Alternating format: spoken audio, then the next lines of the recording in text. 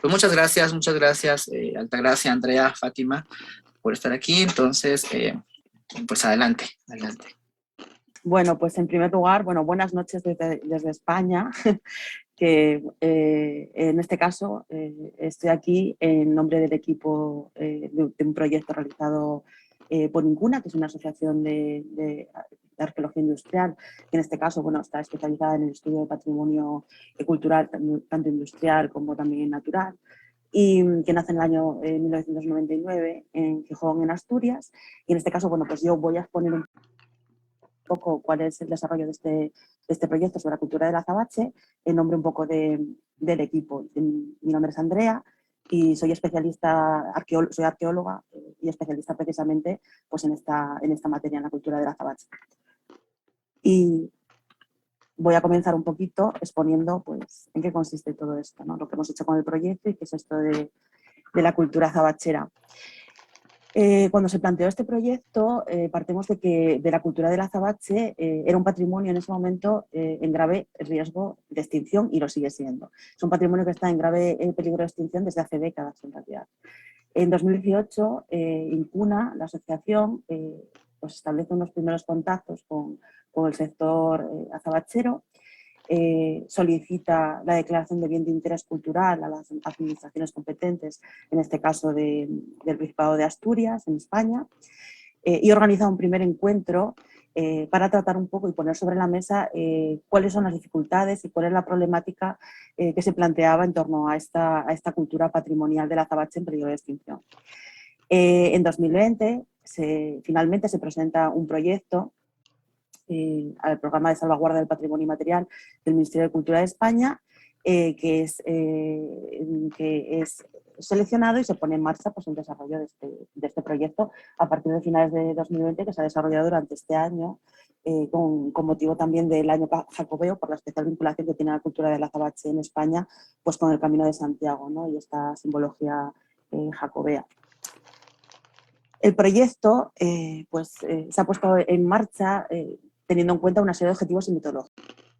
Se ha puesto en marcha una documentación, investigación, caracterización, con el fin de sensibilizar y divulgar en torno a la cultura del azabache, ¿no? La metodología del desarrollo ha estado centrada en el desarrollo de actividades relacionadas con implicar a la sociedad, ¿no? Y a los portadores de esta cultura en su preservación, la relación de estudios, de registros, entrevista con artesanos en activo, entrevista con familiares de artesanos que han desaparecido y otro tipo de actividades en esta misma línea. Se han desarrollado también webinarios con especialistas en esta materia, también con especialistas en torno al patrimonio inmaterial y también con personalidades pues, un poco de estas administraciones competentes en materia de patrimonio a nivel nacional. El desarrollo de estas actividades se ha hecho durante este año, como comentaba, y se puede ver un poco el compendio y la esencia de este proyecto en esta página web que tenemos aquí abajo, azabache.incuna.es, donde bueno, es una página web que está en crecimiento, donde hemos compartido un poco todo la simbología, qué es el azabache, dónde se encuentra el azabache, de qué estamos hablando cuando hablamos de cultura azabachera, ¿no? Esas conexiones culturales que vamos a ver, internacionales, que se pueden establecer entre diversos centros productores, no solo en la península ibérica, y esto se puede ver en esta página web que está en desarrollo y en crecimiento. Pero ¿qué es en definitiva, ¿no? Cuando yo hablo de azabache, ¿qué es el azabache? Pues al final el azabache es una materia prima muy singular, unas características diversas según su origen geográfico. En Asturias, el de mejor calidad ha sido definido geológicamente por los especialistas como un carbón húmico, perhidrogenado, formado por material leñoso, fosilizado en el Jurásico Superior. Pero al igual que en otros centros productores, en Asturias también hay material de otras características que también se ha trabajado históricamente desde la prehistoria hasta la actualidad y con otras características que no siempre es esta calidad que estamos hablando hoy en día, ¿no? Pero que es en definitiva, pues en definitiva es un material carbonoso que es susceptible de ser tallado y pulido, es decir, se utiliza en joyería hoy en día y desde la prehistoria podemos rastrear este uso. El término azabache proviene del árabe y por herencia cultural y lingüística los materiales afines que se han localizado en contextos americanos, como por ejemplo el caso del conocido azabache venezolano, pues se denominan de esta misma forma por esta herencia cultural que compartimos.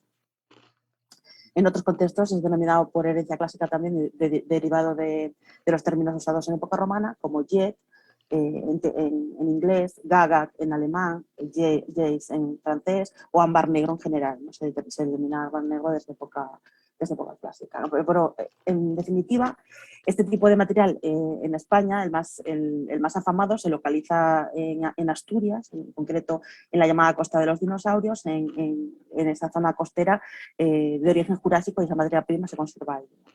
Pero, como vemos aquí, bueno, tenía una imagen de esta zona minera, histórica zona minera del Azabache, sobre todo en la zona de Oles Villaviciosa, que es muy afamado por esa materia prima.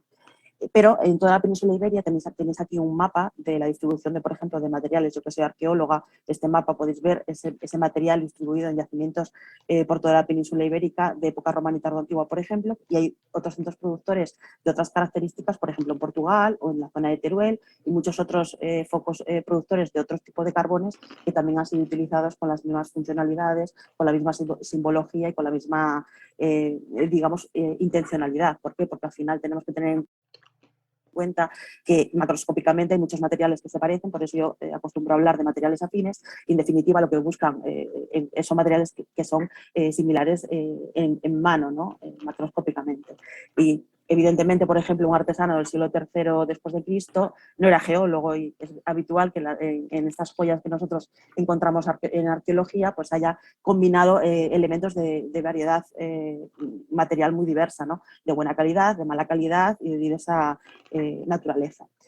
Aquí tenéis, por ejemplo, un ejemplo de estos materiales que se pueden utilizar que se pueden localizar en yacimientos arqueológicos, y esta vinculación del azabache siempre desde época prehistórica hasta la actualidad, con elementos tanto de adorno personal como amuletos, siempre con esa doble vertiente de adorno y función protectora que tiene el azabache hasta hoy en día.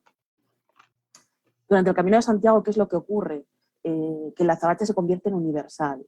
Esta peregrinación se convierte el azabache en símbolo de esta peregrinación, y los peregrinos convierten el azabache español, el peninsular en general y el asturiano en particular, en universal. Entonces, podemos localizar elementos de azabache de estas características relacionadas con el Camino de Santiago por museos de los más importantes de todo el mundo, ¿no?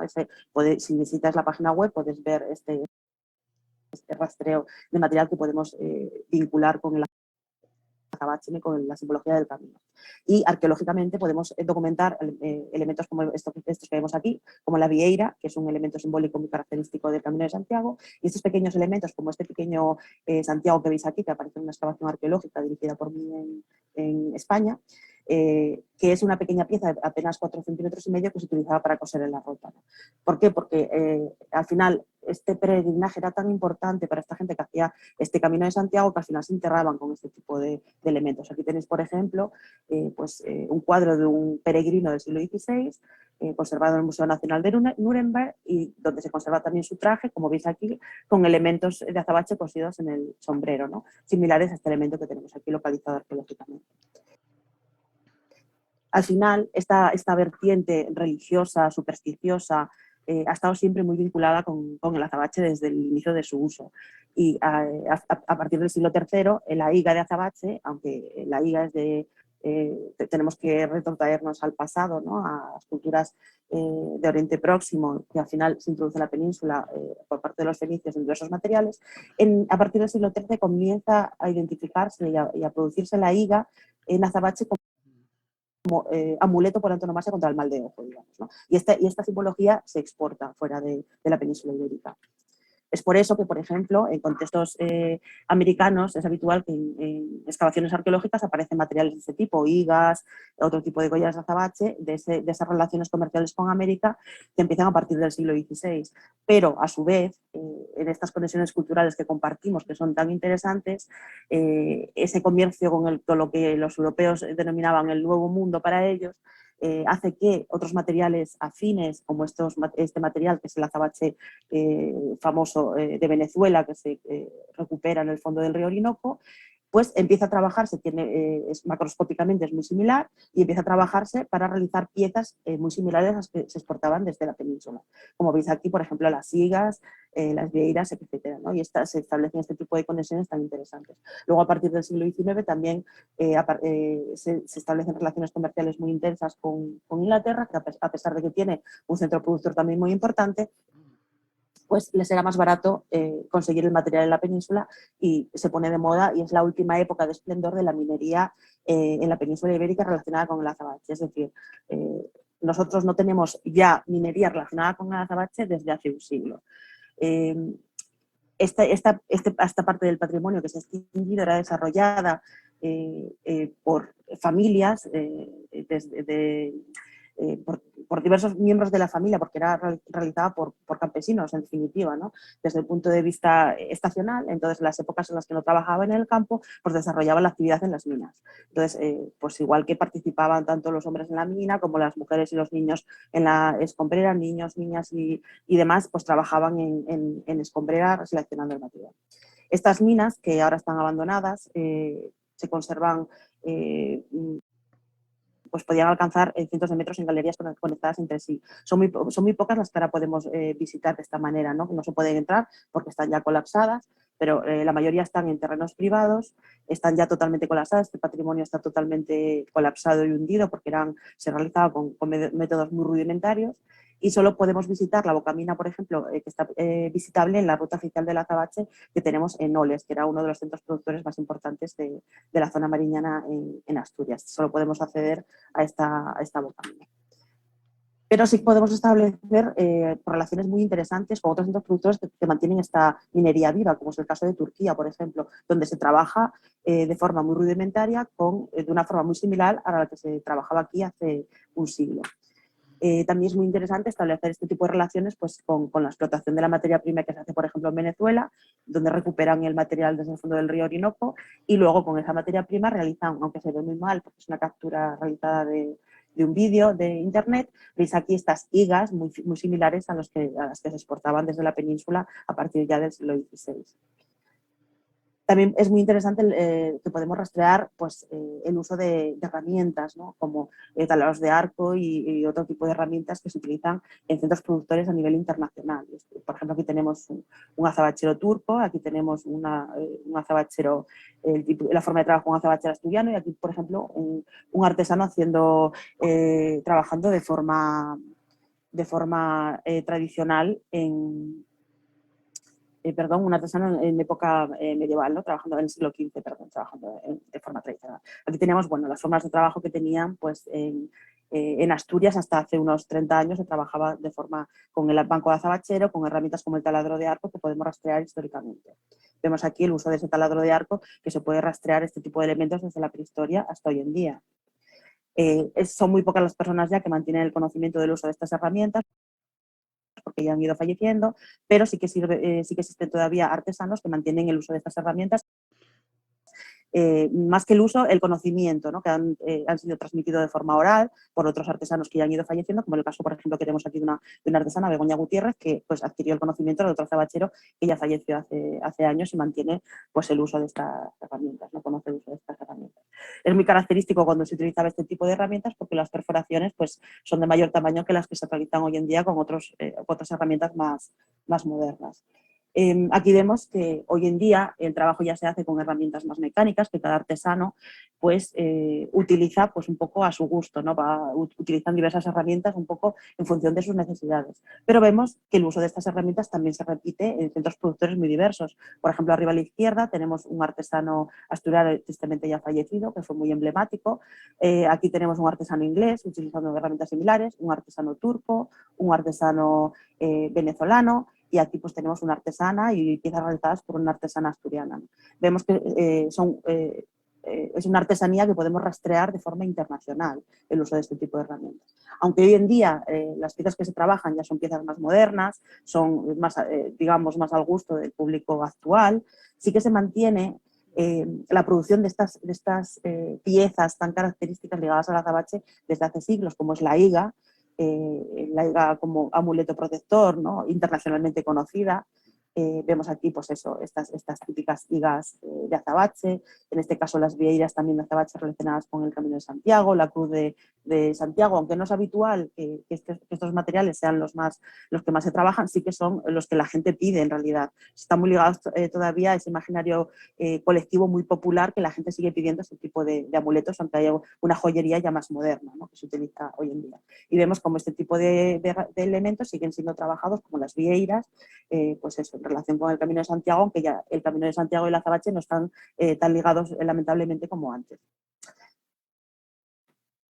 Pongo este texto porque creo que es importante, porque hoy en día una importante problemática que tiene el azabache desde el punto de vista patrimonial, artesanal, es un debate muy estéril, donde cada uno intenta, tratando de poner de forma errónea en valor lo suyo, desprestigiar lo ajeno. Es decir, los ingleses dicen que su azabache es el mejor y el de los demás es malo, los españoles dicen que lo suyo es lo mejor y lo otro es malo. Entonces creo que son, en definitiva, son discusiones muy estériles, y lo que hay que poner en común es lo que nos une, no lo que nos separa, ¿no? Y bueno, leo este texto porque creo que es importante, ¿no? El azabache no es solo un producto artesanal tradicional, es también patrimonio cultural, aglutinador de historias, de tradiciones, de creencias y de una memoria colectiva milenaria e internacional en torno a su explotación, uso y significado, que trasciende más allá de los propios centros productores, que comparten un sinfín de paralelos, tradiciones, usos y costumbres, creando una red cultural a menudo intangible pero real, así como una identidad colectiva aún muy viva. Siempre digo que parte de la problemática que tiene el azabache precisamente reside en esto, ¿no? Por eso es muy importante esto que pongo aquí, que creo que es un lema que tenemos que tener en cuenta, porque las culturas compartidas son responsabilidades compartidas, y para que este tipo de artesanías, este tipo de patrimonios, tanto materiales como inmateriales, que van desapareciendo con el fallecimiento de estas personas que lo mantenían vivo, lamentablemente, si no juntamos, si no aunamos fuerzas y ponemos en valor toda esta cultura compartida, pues todo esto terminará desapareciendo, ¿no? Y esto, pues evidentemente es una pena, tanto en el caso del azabache como tanto en otros patrimonios similares que están al borde de la extinción. Y sin más, gracias, y continuamos para el debate. Muy bien, gracias, Andrea. A mí yo te iba a decir desde que leía el resumen que me recordaba mucho como el tema de la obsidiana en México, ¿no? Por cómo encontraba como esas similitudes, seguro muchas más también las han encontrado, y por ahí a lo mejor podemos comentar algo más adelante. Pero mientras, pasamos a la siguiente presentación. Adelante. Creo que no sé si tienes que dejar de compartir, Andrea, o en cuanto... No, sí, a mí no me deja compartir. Sí, yo creo que es porque tienes que dejar de compartir, Andrea, presiento, ¿no? Bueno, o quizás puedo cambiarlo así. A ver, vamos a ver. Varios participantes pueden compartir de manera simultánea, le puse aquí.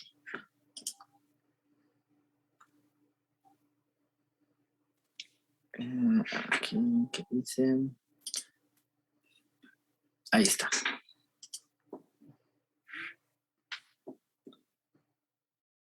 Tienes tu micrófono silenciado. ¿Me escuchan? Ahora sí. Correcto.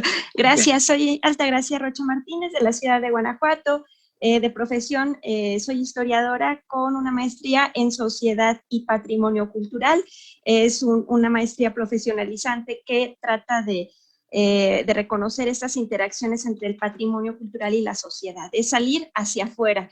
Entonces, pues en ese sentido, me gusta mucho y me ha llamado bastante la atención desde el sistema político mexicano los términos de patrimonio, patrimonialismo y patrimonialización, que son muy parecidos, pero que tienen unas diferencias muy importantes, y sin embargo ya en la práctica terminan aterrizándose, ¿no?, en una dinámica muy especial y muy particular para México sobre el uso de los bienes culturales y en general del patrimonio. No está caminando, ahí está.